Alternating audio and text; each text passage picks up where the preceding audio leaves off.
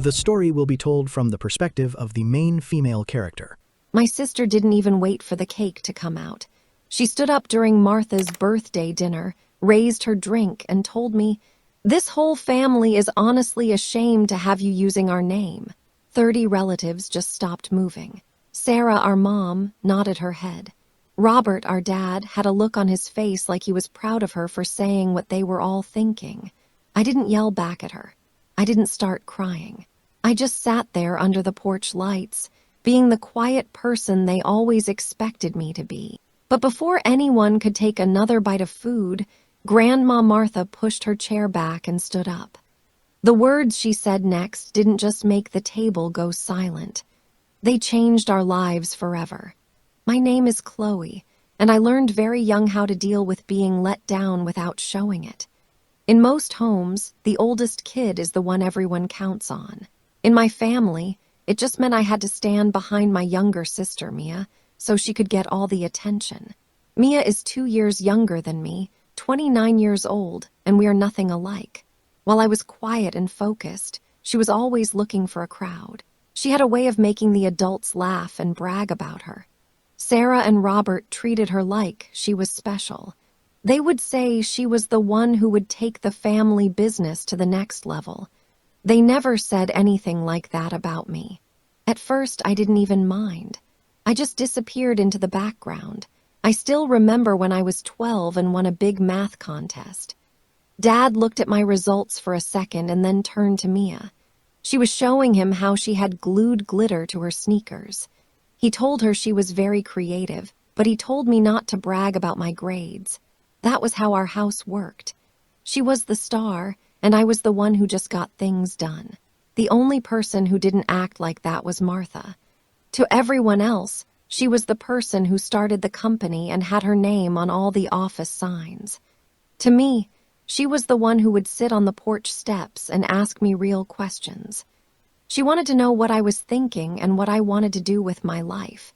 She gave Mia and me the same things, but she could see through Mia's act. She knew who really had substance. Then there was my cousin Taylor, who is 2 years younger than Mia. She didn't live in our house, but she saw what was happening. From the time we were in middle school, whenever a family party went badly, she would come find me. She would whisper, "You noticed that too, right?" Taylor was my witness. She saw the favoritism and the way Mia always talked over me. By the time I finished college, I was used to being the person in the background. I got scholarships, worked at night, and paid for everything myself. I started a career in finance because numbers don't lie or interrupt you. I built a life for myself in Atlanta, far away from what my parents expected of me. But being far away didn't change the way they acted. Every holiday or phone call was just another stage for Mia. She would say things like, "When I'm running the company one day," like it was already decided. Sarah encouraged it, and Robert agreed. I just let them talk without saying a word. 5 weeks before Martha's birthday, the invitations were sent out. I got a plain cream card. Mia got a whole announcement with a professional photo of herself. Her caption said, "Managing Director Era." All our relatives filled her comments with praise. Mine were empty, just like always. Then Sarah sent me a text that really bothered me. It said, "Please behave at the party."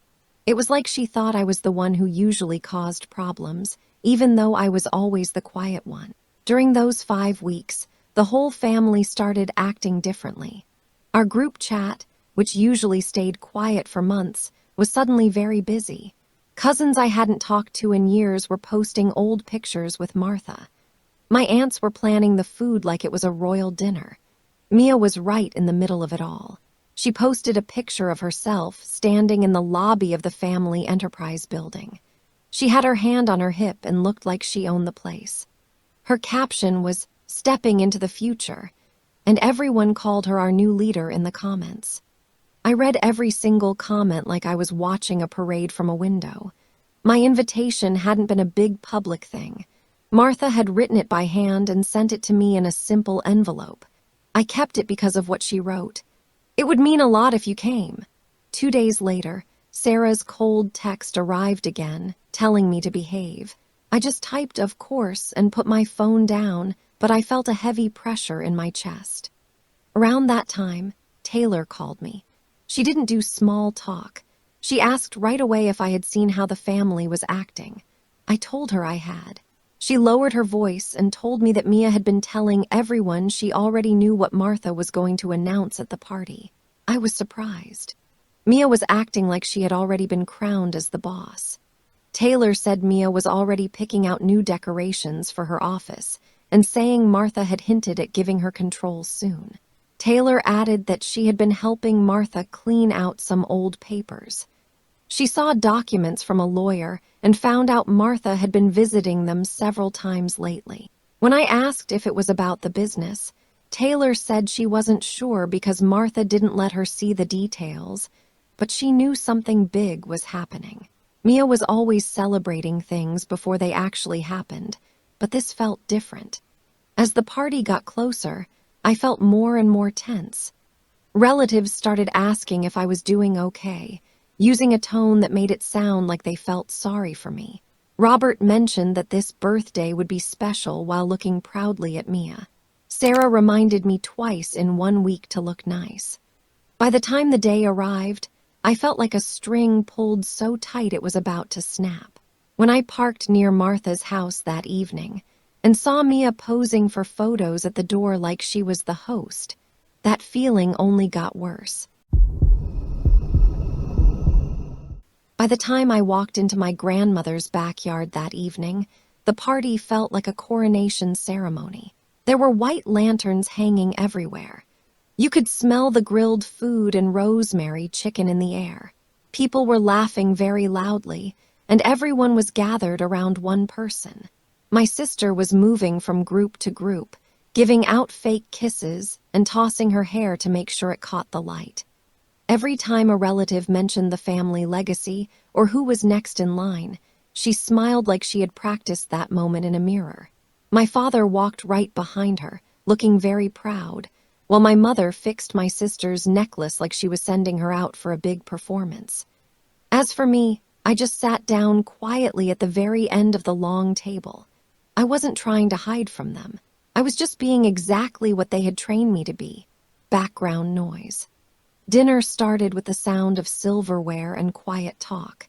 It was the kind of polite conversation that people use to hide how they really feel.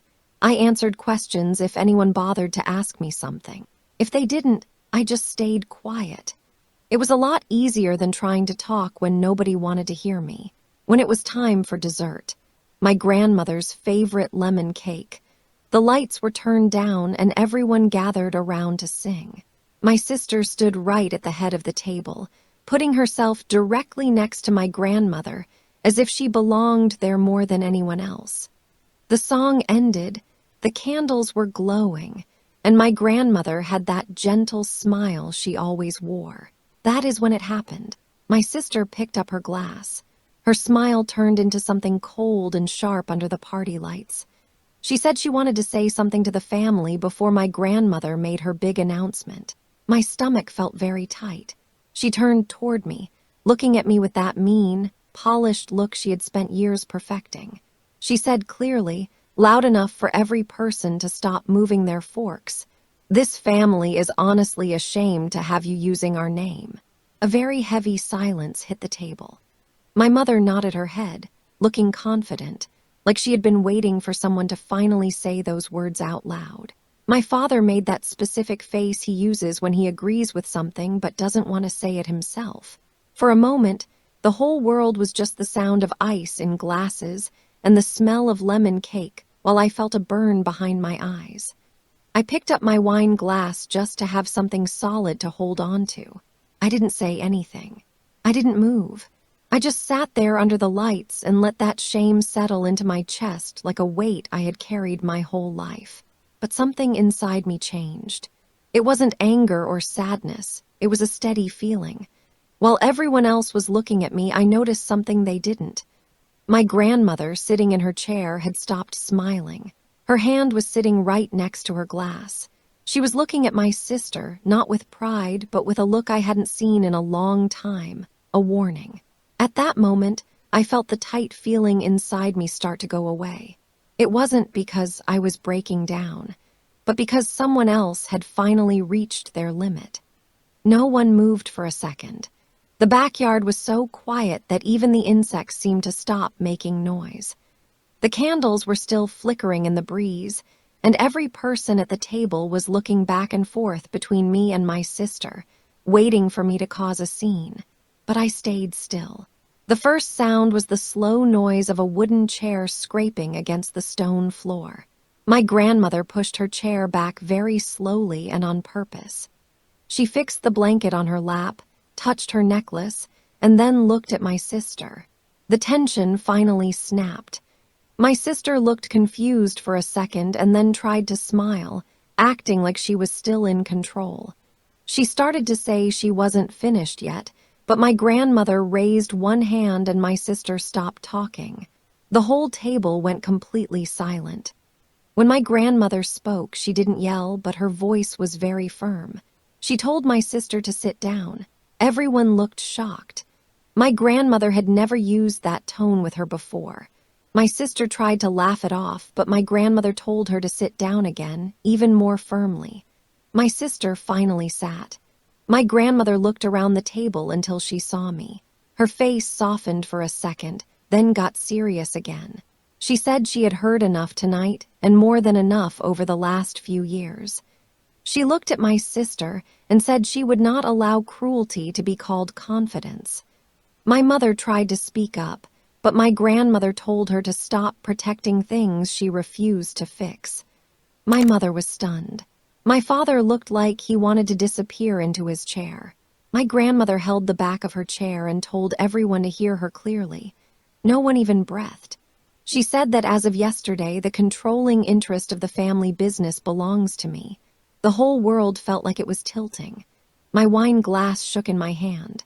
Someone at the end of the table gasped and another person dropped their fork loudly. But my sister's reaction was the most intense. All the color left her face. She looked like the breath had been knocked out of her. She whispered, "What?" My grandmother didn't blink. She told her she heard her correctly. My sister started shaking her head, saying it wasn't possible and that she had been told she was the one. My grandmother stopped her and said that a legacy has to be earned, not just handed to the child who talks the loudest. My father stood up and told her to be reasonable, saying my sister had been preparing for this. My grandmother snapped back that my sister had been performing, not preparing, and those things are not the same. My mother stood up too, looking very upset, saying this couldn't be legal. My grandmother told her it was legal, signed, and final. She told the whole group that the transfer could not be changed. Every word felt like a hammer hitting the table. My grandmother wasn't done. She said that in addition to the business, the Nashville house, the mountain cabin, and the seaside villa were also being given to me. My mother's jaw dropped.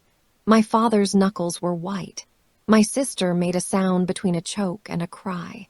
She screamed that I was being given everything.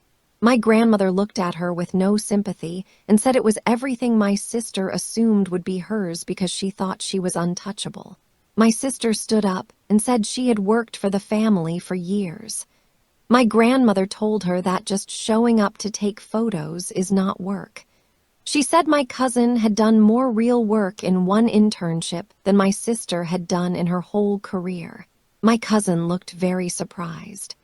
Then my grandmother said that as of this week, my father and mother were being removed from the advisory board. My mother put her hand to her chest. My father tried to argue, but she told them she could do it and she already had. My sister sat back down, shaking. She looked very small for the first time. All the relatives sat there in silence, not knowing what to do. My grandmother turned to me, and her voice got very soft. She told me I was the only one who ever valued what the family was built on, hard work and honesty. She said I never demanded attention, but I earned power quietly and consistently.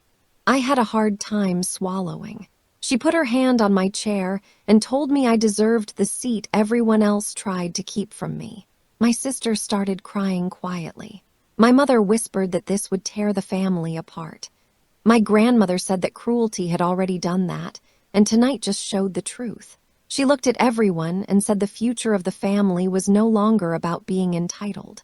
My sister whispered my name like a plea. She told me I couldn't let this happen and that I should tell our grandmother she was wrong. I looked at her.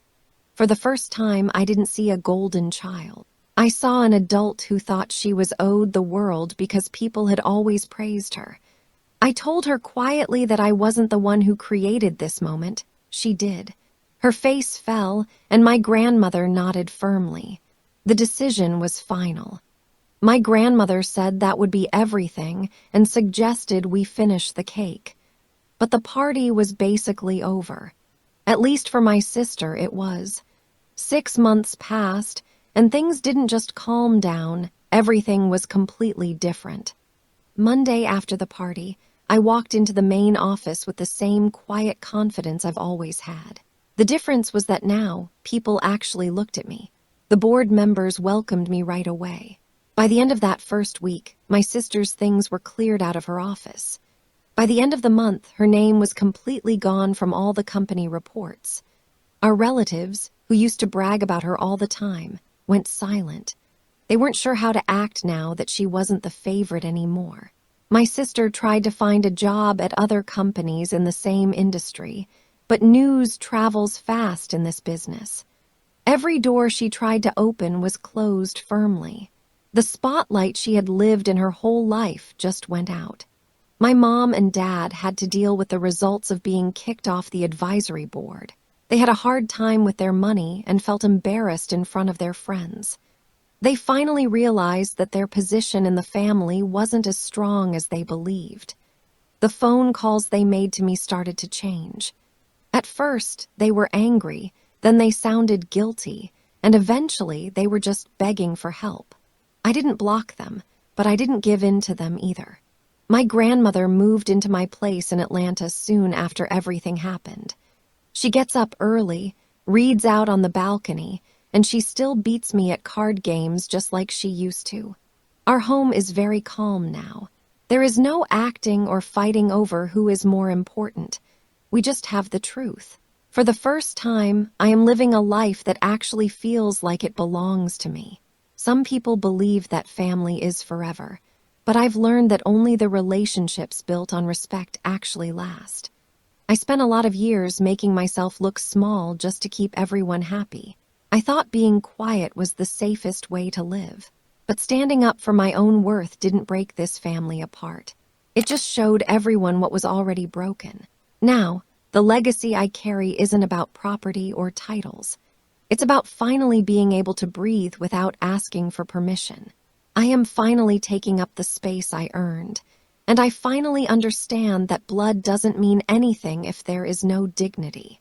And if you have ever been the person who was ignored or forgotten by your own family, you should know you aren't alone. Tell me where you are watching from and share what happened to you below.